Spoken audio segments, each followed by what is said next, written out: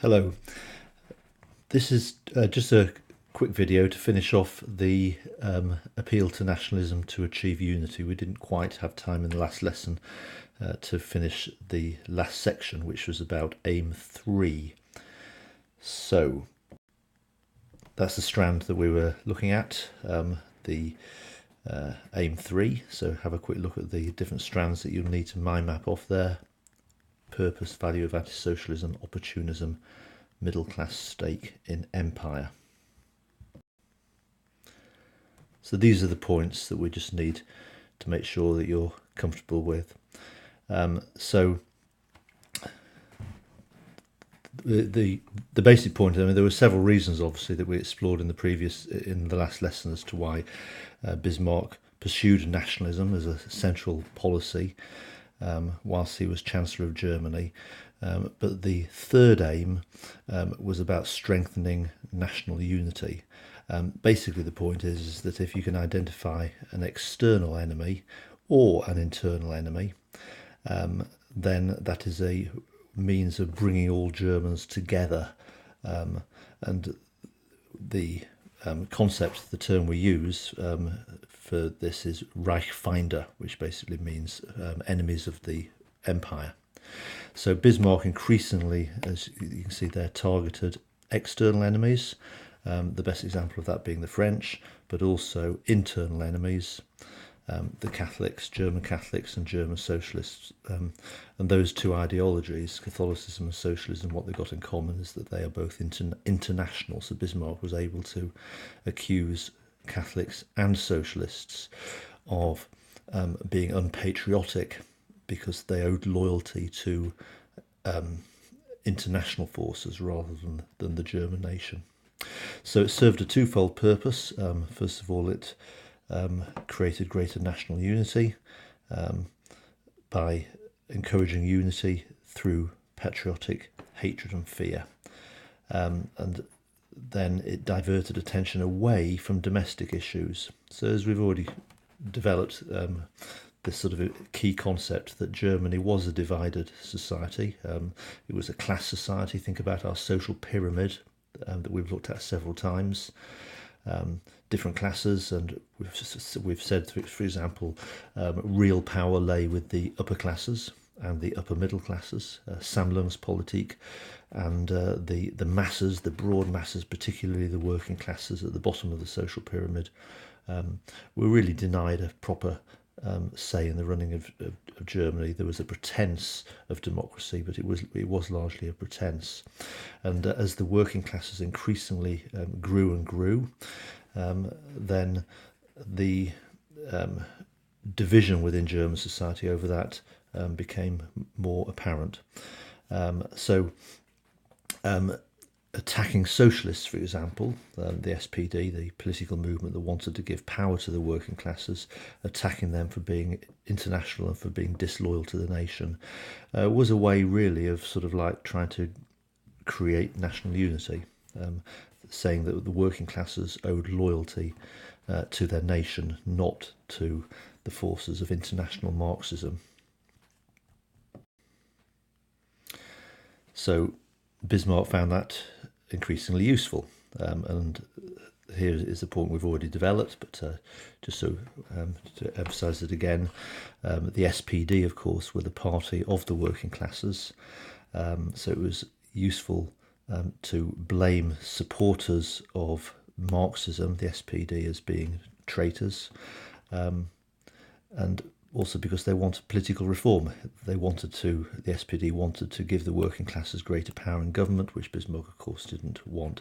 So we've used that sort of keyword opportunist, that Bismarck was a reactive politician, and certainly in the early years as Chancellor, he was very reactive. He sort of like stood there watching and waiting and looking for opportunities to move policy in the direction that he wanted. And in 1878, there were 2 assassination attempts. This provided an opportunity. There's no evidence that the assassins were socialists, but that's not the point. Bismarck blamed it as a socialist plot.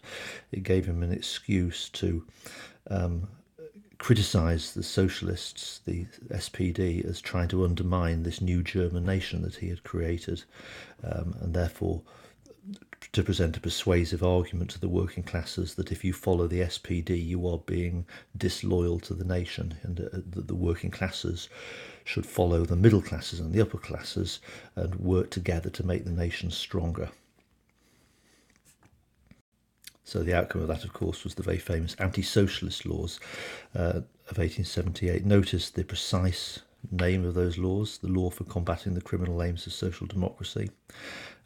What did it do? Socialist meetings were banned. The police were given powers to randomly search, arrest and send into exile socialist politicians. And there's a cartoon there on the right representing Bismarck taking on the socialists in 1878.